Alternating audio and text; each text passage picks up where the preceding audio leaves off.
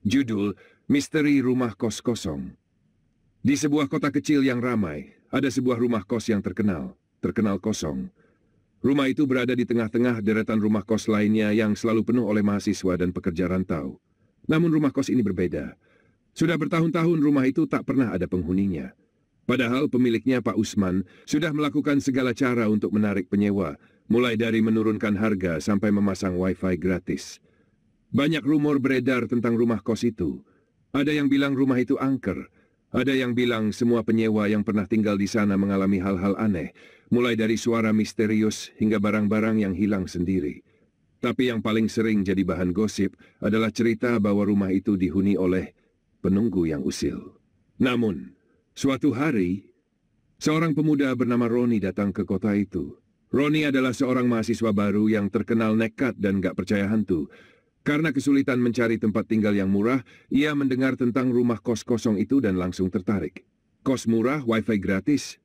Angker nggak masalah, yang penting hemat, pikir Roni. Roni pun menemui Pak Usman, si pemilik kos. Pak, saya mau kos di sini, kata Roni, penuh percaya diri. Pak Usman menatap Roni dengan tatapan aneh. Kamu yakin, nak?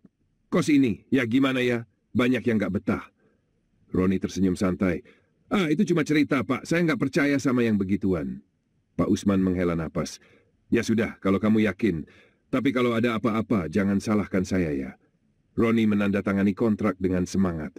Keesokan harinya, dia langsung pindah ke kamar kos barunya. Kamar itu sederhana tapi cukup nyaman, dengan kasur, meja belajar, dan lemari kayu yang sudah agak tua. Wah, lumayan juga. Gumam Roni sambil mengeluarkan barang-barangnya. Namun, malam pertama Roni di kos itu langsung aneh. Saat sedang asik menonton film horor di laptopnya, lampu kamar tiba-tiba padam. Roni yang sudah terbiasa dengan mati listrik di kampungnya, langsung mencari senter. Tapi anehnya saat ia menyalakan senter, lampu kamar tiba-tiba menyala lagi. Mungkin ini cuma listriknya jelek, pikir Roni sambil melanjutkan nonton. Tak lama kemudian, pintu kamar mandi terbuka sendiri dengan suara. Roni menoleh, tapi tidak ada siapa-siapa. Angin kali. Gumamnya sambil menutup pintu itu.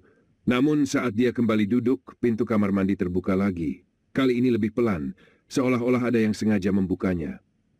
Kalau ini angin, berarti anginnya sopan banget, canda Roni pada dirinya sendiri. Dia pun menutup pintu itu lagi, kali ini dengan mengganjalnya menggunakan sandal. Malam kedua, suasana makin aneh. Saat Roni sedang tidur nyenyak, ia mendengar suara berbisik. Roni. Roni membuka matanya perlahan. Kamar itu gelap, hanya diterangi lampu redup di sudut ruangan. Dia mencoba mencari sumber suara itu, tapi tidak ada siapa-siapa. Roni, bangun! Roni yang sebenarnya mulai merasa takut, tapi berusaha tetap tenang, langsung berkata, kalau mau ngobrol, ngomong langsung, jangan bisik-bisik. Saya lagi capek. Suara itu terdiam. Roni menunggu, tapi tidak ada lagi suara. Dia pun kembali tidur sambil tersenyum puas. Lihat, hantu juga tahu malu. Namun saat dia terbangun keesokan paginya, dia melihat sesuatu yang membuatnya tercengang. Di dinding kamarnya ada tulisan besar dengan kapur putih. Makananmu tidak enak. Roni bingung. Makanan? Apa maksudnya? Dia mencoba mengingat-ingat dan akhirnya sadar bahwa semalam dia meninggalkan sebungkus mie instan di atas meja. Mie itu sudah habis, hanya menyisakan bungkusnya. Roni menggaruk kepalanya. Wah, hantunya doyan mie instan nih. Hari-hari berikutnya, Roni mulai akrab dengan penunggu kos itu. Bukan karena dia menyerah, tapi karena dia menemukan pola unik. Setiap kali dia meninggalkan makanan enak di meja, tidak ada gangguan apapun. Tapi kalau dia lupa, pasti ada kejadian aneh. Suatu malam, Roni sengaja meninggalkan sepiring gorengan di meja sebelum tidur. Pagi harinya, gorengan itu habis, tapi di mejanya ada secari kertas bertuliskan, "Terima kasih, bisa tambah saus besok." Roni tertawa sendiri. Hantunya sopan juga ya, kayaknya harus saya undang makan bareng.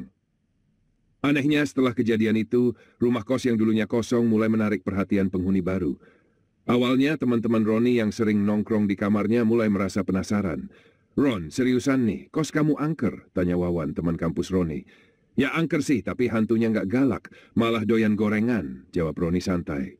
Mendengar cerita Roni, teman-temannya justru tertarik. Wah, murah, ada wifi dan cuma butuh kasih makan gorengan, gua mau pindah ke sini juga, kata Wawan. Tak lama kemudian, rumah kos itu mulai ramai. Setiap penghuni baru diberitahu aturan tak tertulis oleh Roni. Selalu sediakan makanan enak di meja dan jangan lupa tambahkan saus. Hasilnya, rumah kos itu menjadi tempat yang paling unik di kota itu.